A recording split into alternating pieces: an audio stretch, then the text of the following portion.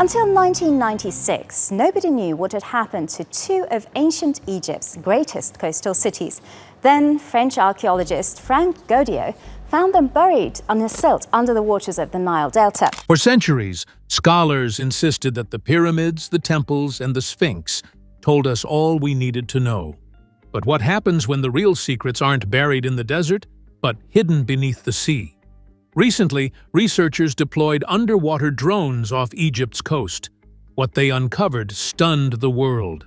Over 1,000 years ago, the two ancient cities of Thonis Heracleion and Canopus just vanished into thin air, or, more accurately, underwater. A city swallowed by the Nile Delta thousands of years ago revealed evidence that rewrites history itself. This video will take you deep into the ruins, the mysteries, and the shocking truths suppressed for generations. The sunken city awakens. For centuries, the story of Heracleion, also known as Thonis, was whispered like a legend. Ancient Greek texts mentioned it. Egyptian inscriptions hinted at it. Ethically, AI's expanding role in no one could find it. Historians began to doubt it ever existed, assuming it was nothing more than a myth, like Atlantis. And then, in the early 2000s, the sea itself gave up its secret. Off the coast of Egypt, in the murky waters of the Mediterranean near the mouth of the Nile Delta, divers stumbled across stone fragments that shouldn't have been there. Over time, with careful mapping and the introduction of high-tech sonar, the outlines of a massive city emerged. But it wasn't until underwater drones were deployed that the full scope of the discovery became clear. What lay beneath the silt was not a scattering of ruins, it was an entire metropolis, preserved in silence beneath the waves. Once a gateway between Egypt and the rest of the world, this lost city was built upon the shifting ground of the Nile Delta and thrived as a port for centuries. Ancient vessels plied the canals, landing goods from Greece and Phoenicia and other places across the Mediterranean. Here, foreign and Egyptian met, temples rose over harbors, and merchants traded both wares and ideas. Trouble seemed to have begun in the 2nd century BCE. Earthquakes and heavy seas took their toll, along with unfriendly soils, to sink Heracleion. Within a few years, the city was gone from the face of the earth, swallowed by water and mud. What the drones saw on a seabed scan was incredible. Massive statues, some standing 5 meters high, remain intact, toppled but barely recognizable. Stone temples are half-standing, eerily coherent in their columns and entrances. Carved inscriptions on the stone blocks still tell the names of gods, kings, and rituals. Even trinkets like jewelry and coins appeared, preserved by the sea in exceptional condition. Perhaps the most breathtaking is the extent of the city. Streets, canals, harbors, statues, steles, and even ceremonial barges are among the artifacts found apparently frozen in time. It was as if Heracleion had been plucked from history and gently placed on the seabed in anticipation of rediscovery by humankind. However, it was not only about recovering a lost city. The artifacts stressed sophistication more than they provided answers. The canals and harbor infrastructure must have been advanced, suggesting hydraulic means mostly not associated with that period. The giant statues carved with precision seem to echo methods from sites far older than classical Egypt. Moreover, the city's role as the religious and commercial capital directly argued for ties far deeper and more complicated than any historian has ever assumed. The underwater drones were used by archaeologists to map the ruins in detail and discover patterns undetectable to the naked eye. The foundations revealed geometric layouts that seemed almost, if not quite, deliberate, perhaps even symbolic. Several neighborhoods appeared aligned with temples and waterways in ways that hinted at more than just practicalities. a design that could symbolize a cosmological or ritual meaning. But the ruins weren't just remnants of a lost port, they hinted at secrets far older than pharaohs. Echoes of forgotten gods. As archaeologists and divers explored the sunken ruins of Heraklion, they began to notice something strange. This wasn't just an ordinary port city. It wasn't simply a hub of trade and commerce. It was also a city of gods. Nearly every major discovery is tied back to temples, rituals, or offerings to deities long worshipped and long forgotten. The deeper the divers searched, the clearer it became. This was no mere city. It was a sacred center where heaven and earth were meant to meet. Among the most striking finds were colossal statues of Egyptian gods. Some stood more than 5 meters tall, carved from granite and still intact despite centuries beneath the waves.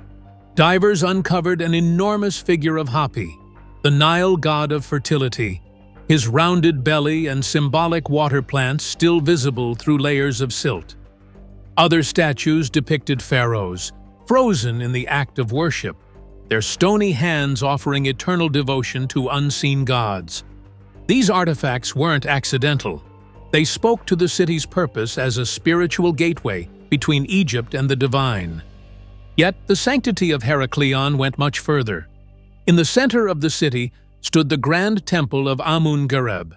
Thus, ancient texts described it as one of the holiest places in Egypt, a site that the pharaohs themselves visited to perform those rituals that legitimized their power. For centuries, historians debated the question of whether the temple was real or mythical. Yet there it was, foundations and fallen columns now discovered once again under the sea. Thus, the temple revealed that Heraklion was not just a port, but one of the most sacred shrines in Egypt. The artifacts highlighted that it wasn't all about the Egyptian gods. There were Greek inscriptions and dedications found with the artifacts, which suggests that the city was a melting pot of Egyptian and Greek beliefs. In fact, Heraklion may have been the very place where foreign sailors were first introduced to Egyptian gods, and here, Egyptian rituals accommodated foreign influences.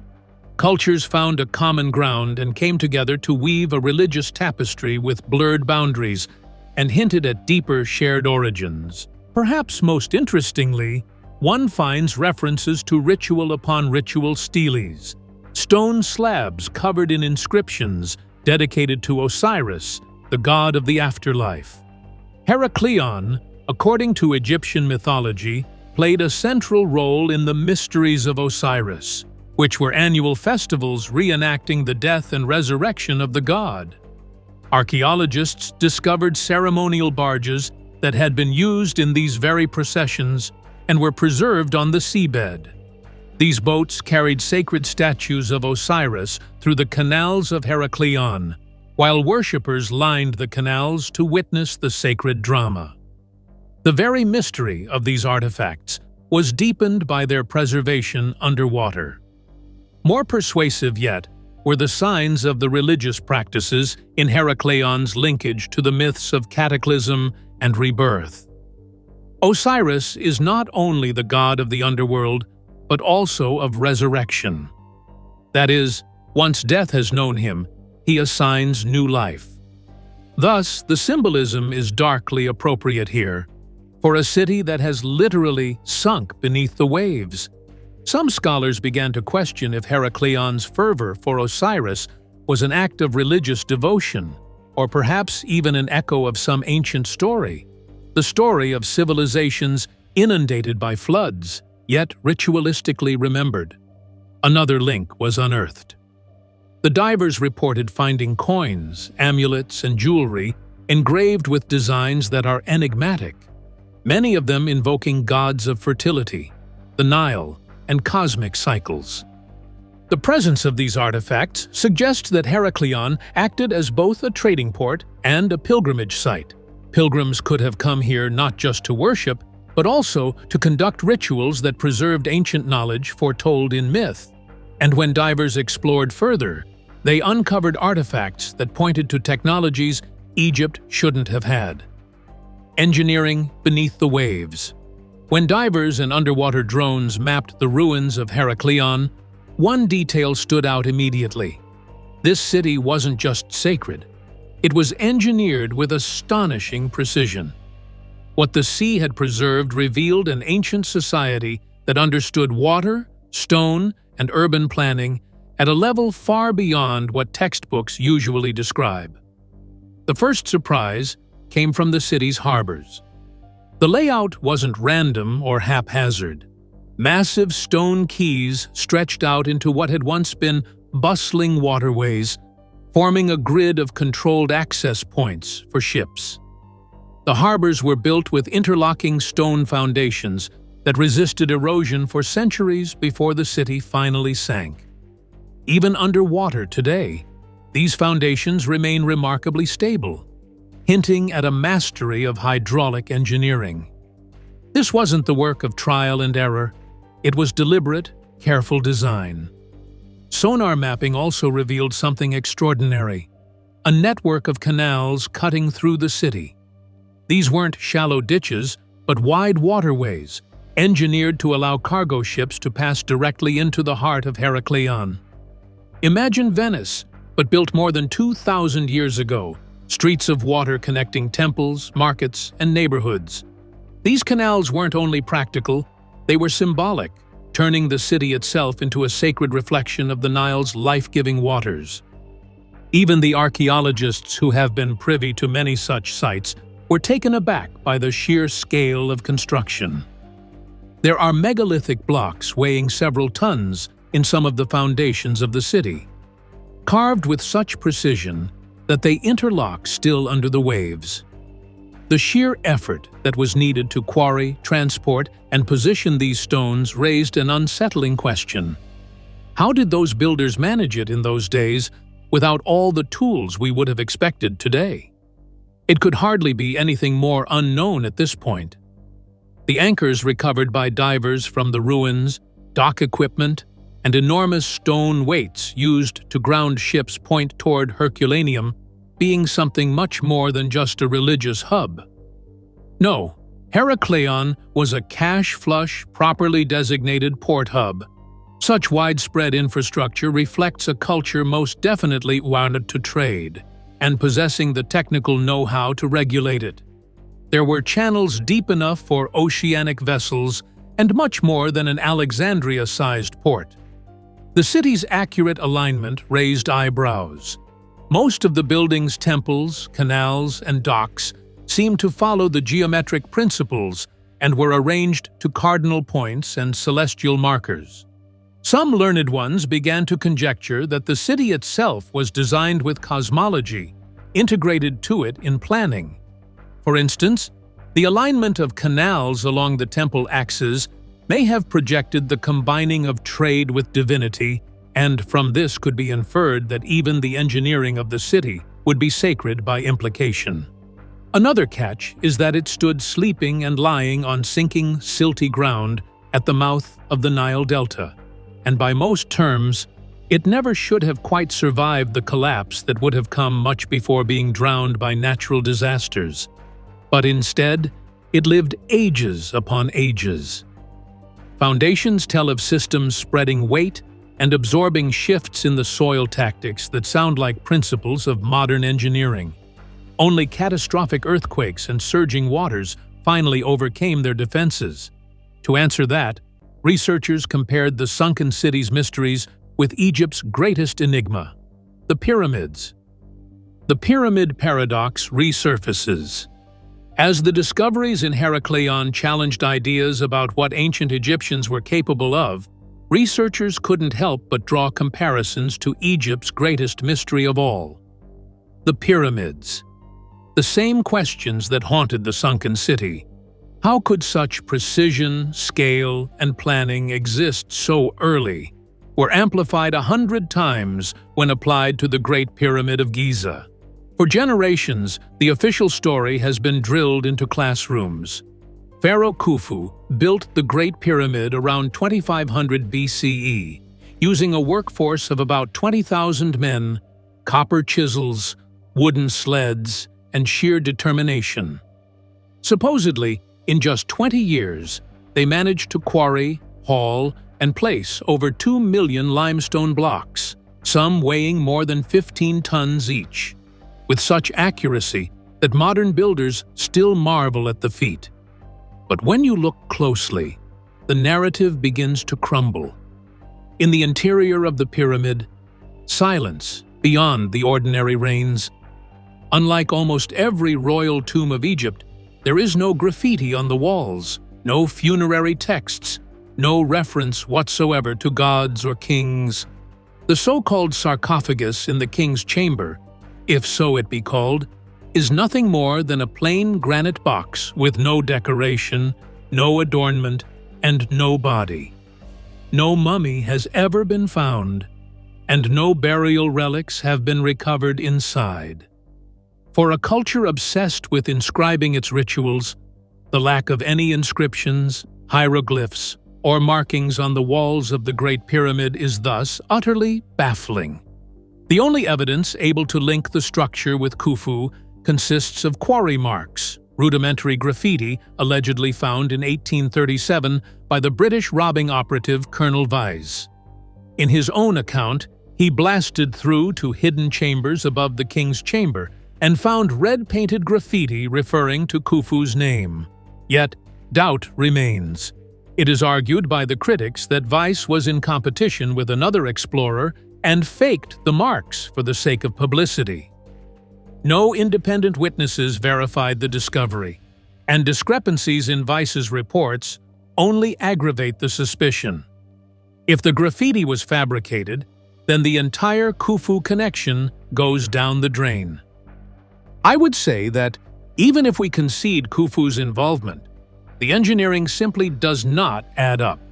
With an accuracy of 0.05 degrees, which can only be achieved with modern instruments, the correct orientation of the Great Pyramid is towards true north. The base, covering more than 13 acres, is leveled within fractions of an inch. Between the stones form joints so incredibly snug that they cannot fit a razor blade, and logistics would really boggle any imagination. You would have to set a block into place every 2.5 minutes, every hour of every day for 20 years, to build the pyramid. Attempts to recreate the methods using copper chisels and wooden sledges have invariably failed. Granite blocks dull copper tools almost from the moment they touch them, and dragging multi-ton stones across sand is staggeringly inefficient, even with additional water to lessen friction. Today, modern engineers will agree that duplicating the pyramid, even with modern equipment, is going to prove quite a task. So, how did the ancient Egyptians make it, thousands of years ago? At this point, Heraklion becomes more than a marvel in itself. The engineering, megalithic blocks, precisely aligned canals, and harbor infrastructure indicates a civilization whose members were capable of more than we were taught. If the builders of Heraklion were this sophisticated, maybe the knowledge that is now forgotten was behind the construction of the Great Pyramid as well. Perhaps the pyramid wasn't just a vanity project for kings, but a legacy from a much older and more advanced tradition. For Graham Hancock and other such researchers, the parallels are too marked to be otherwise denied. The ruins of Heraklion show how entire chapters of human achievement can disappear beneath the waves and be rediscovered many centuries later. If a city of such scale could drop from memory, why not a civilization quite capable of building the pyramids? But the most shocking evidence didn't come from stone. It came from water erosion carved into the Sphinx. Water, the Sphinx, and time itself.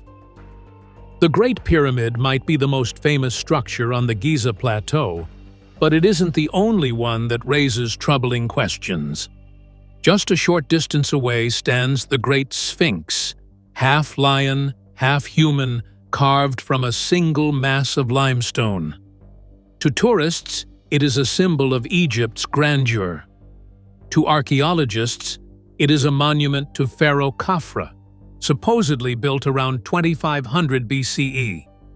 But to geologists, the Sphinx tells a story that stretches far deeper into the past, a story written not in hieroglyphs, but in the scars of its stone.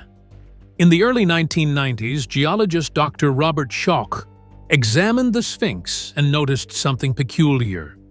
The body of the monument, as well as the enclosure walls surrounding it, showed deep vertical fissures and undulating patterns of wear. These weren't the shallow abrasions caused by sand and wind that one might expect in a desert environment. Instead, Schoch identified them as signs of water erosion, caused by heavy, sustained rainfall over centuries. The problem? Egypt hasn't seen that kind of climate in over 7,000 years. As Schoch explains, the erosion patterns indicate that the Sphinx was not carved during the rule of Khafra in 2500 BC, but at some much earlier date, perhaps as far back as 10,000 BC at the close of the last ice age, when the Giza Plateau experienced prolonged rainfall.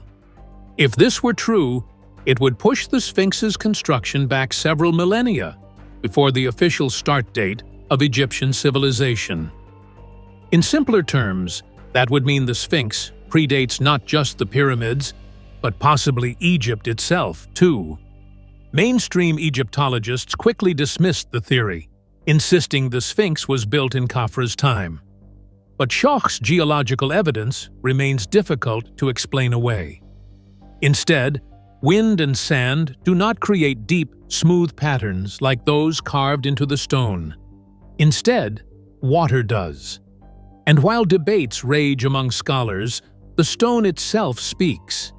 It has been shaped by rain that no pharaoh ever saw. These revelations sent shockwaves through the alternative history world. If the Sphinx dates to 10,000 BCE, then it indicates the presence of a highly capable civilization long before the dynastic Egyptians. This civilization, now perhaps lost to history, possessed the ability to carve massive monuments with precision and purpose. And making this hypothesis all the more compelling are the mysteries surrounding Heraklion, Egypt's very own Atlantis. Were Egypt's monuments the echoes of a cataclysm, when rising seas and shifting climates erased entire cultures from the history books? The mystery becomes even more mysterious due to the symbol of the Sphinx. Half lion and half man stare forever toward the east, directly to the rising sun on the equinox day. Some researchers state that around 10,500 BCE, the constellation Leo was also rising in the east at dawn. Can it be avoided that the Sphinx, in its lion's body, was made and designed as a long celestial marker monument that aligned with the stars in a distant epoch?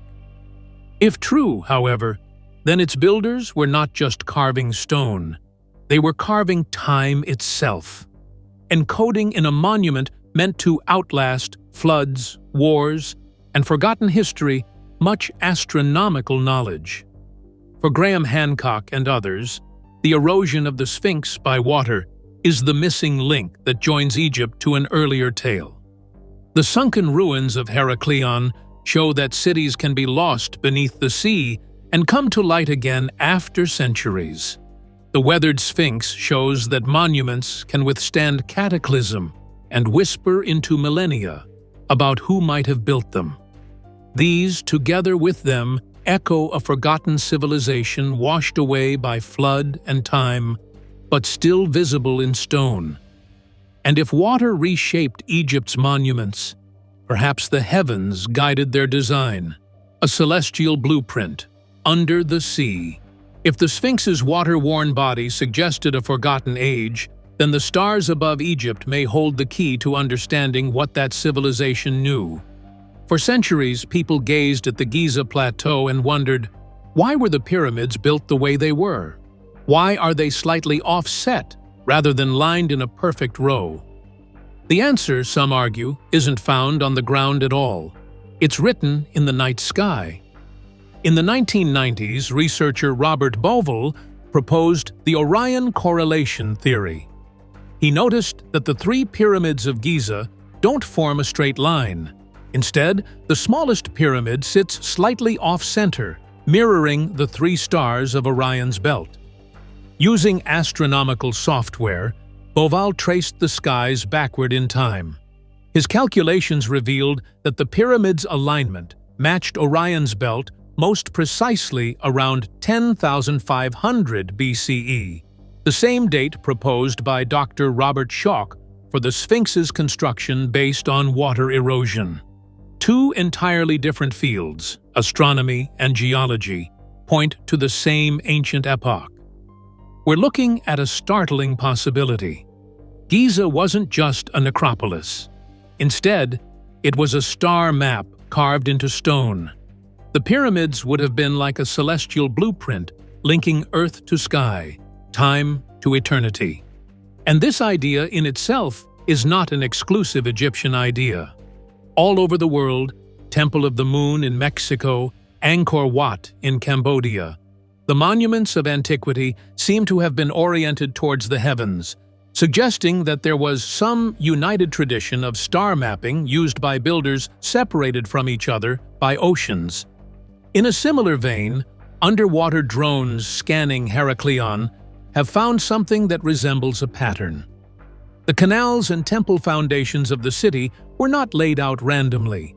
Some were aligned with cardinal axes, while others seemed to point toward celestial markers. This specifically aligns the Temple of Amun-Gareb with the path traced by the stars, its design resonating, in that sense, with rituals attached to Osiris, a god often paired with Orion. Is it possible that even the submerged city reflected the heavens? Its very design was a map linking the gods with men? They probably held ceremonial significance in the discovery of ceremonial barge ruins at Heraklion. These sacred boats, during the annual rites, bore the statues of Osiris, floated through canals as part of processions, a reenactment of the death and resurrection of the deity. To ancient people, these were not just religious rites. They were cosmic dramas, embracing the human ritual in a celestial cycle. They believed that the waters of Heraklion carried them through the very internal fabric of the universe. Giza and Heraklion present parallels beyond mere chance. One is land-bound, while the other is water, but both encoded the sky in their foundational structures. Both involved Orion and Osiris at the center of their sacred landscapes. Both also pointed back to that ominous date, 10,500 BCE. Was this possibly a time when knowledge from survivors of a lost civilization was smeared by the world, leaving fingerprints in monuments, star maps, and myths? For Graham Hancock, as well as strange historians, the conclusion seems to be obvious. This is no isolated wonder. That is a larger puzzle. Heraklion was not just a port city. Rather, it formed a part of a grand tradition of encoding cosmic knowledge into stone and ritual. The pyramids were not mere tombs. They were anchors of heaven on earth. Talk of an intelligence so ancient that there was no differentiation for it between sky and soil, water and spirit, gods and men. Mainstream scholars stay skeptical, since by their arguments, alignments are coincidences or simply products originating from human imagination. The more sites studied, both terrestrial and, the more concepts emerge. It is simply too precise, too widespread, and too consistent to dismiss as a coincidence. It even hints that ancient builders were not just busy constructing monuments, they were constructing messages meant to survive cataclysm. Messages pointing us back to when our existence was a global place of knowledge. But if these ruins encode messages from the stars, who left them behind?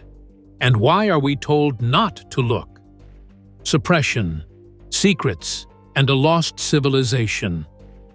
If the ruins of Heraklion, the weathered stones of the Sphinx, and the star maps of Giza point to a forgotten past, then one question becomes impossible to avoid. Why don't we hear more about it? Why, if the evidence is so compelling, does mainstream history insist on sticking to the same narrow timeline? The uncomfortable answer, according to Graham Hancock and other researchers, is that much of this knowledge isn't just ignored, it's suppressed. Take the case of Rudolf Gantenbrink in 1993. A German engineer, he designed a small robot called UPU-2 to explore the narrow shafts inside the Great Pyramid. Crawling through the dark passageways, the robot sent back images of a sealed limestone door deep inside. This was a discovery of enormous significance, an untouched chamber hidden for thousands of years. But instead of opening the door to further exploration, Egyptian authorities abruptly cut off Gantenbrink's access. Control of the discovery passed to Zahi Hawass, the head of Egypt's Antiquities Department, and updates ceased. To this day, the mystery of what lies beyond that door remains unresolved. Then came the muon scan in 2017, a brilliant particle imaging technique which provided a view of the Great Pyramid from inside without digging. The outcome shocked the world, a huge hidden void above the Grand Gallery that could hold a commercial airliner. For a moment, it seemed history could be rewritten. Once again, the momentum was stalled. No cameras were sent in, no further scans have been in the public domain, and no excavations have been allowed. Silence overtook curiosity, as if the discovery had never happened. Why? Hancock claims it is not scientific, but political reasoning. For the simple reason of connecting Egypt's great monuments to an earlier age or to some lost civilization, the political system will collapse, leading to the questioning of archaeological methods and practices. The whole structure of study-bound careers, textbooks, and national narratives rests on the interpretation given by the current timeline. To backtrack on this interpretation would mean to admit that experts have been wrong for centuries, something too hot to handle for many institutions. Back in the old times, when there were a number of trees a little to the south of the river, based in Heraklion, it would have probably read the same. That same great repeated accusation to scholars of the greatest myth really should be a slap noise mentioning ancient texts over and over again. Of course, even here, records refer to it since sonar scans actually show the ruins. If such a considerable city would not admit into its activities until pretty hard evidence came up, how many cities and monuments would then fall into the same fold as Hancock around other civilizations? Their assumption is not just skepticism, but they enjoy some control of the story. That is, the history. That is, the identity, the culture, and also power. The greater implication would really be staggering. If the Sphinx indeed carries the marks of ancient rainfall, if the pyramids really hold star maps, and if the temples of Heraklion truly reflected knowledge older than Egypt itself, then we are looking at the legacy of an entirely free civilization. A culture destroyed by cataclysm, perhaps during the Younger Dryas period, some 12,800 years ago, learned over time by passing along bits to the societies that followed. To admit this will mean that history has to be rewritten, not just Egyptian history, but human history as well. And yet, through the silence from the authorities, there are remnants left standing with truthfulness. In the weathered stones is the evidence. The sunken ruins and reconcilable cosmic alignments find acceptance from continents far apart. There is thus some affinity, consciously or subconsciously, that is cherished by common people outside the elite circle of scholars. The internet and documentaries and independent research have formed an alternate generation that refuses the half-truths offered to the other half in such debate. The story is no longer within the sole hands of gatekeepers, for now it is in the hands of those daring to ask uncomfortable questions. The underwater drones didn't just rediscover a lost city. They exposed cracks in the history we thought we knew. Egypt's sunken ruins connect to mysteries of the pyramids, the Sphinx, and perhaps an ancient civilization erased by cataclysm. If this story left you stunned, make sure to like, comment, and subscribe. Do you believe Egypt's greatest secrets are still hidden under sand and sea? Share your thoughts below. And don't miss the video on screen now for more shocking, untold truths about history's most enduring mysteries.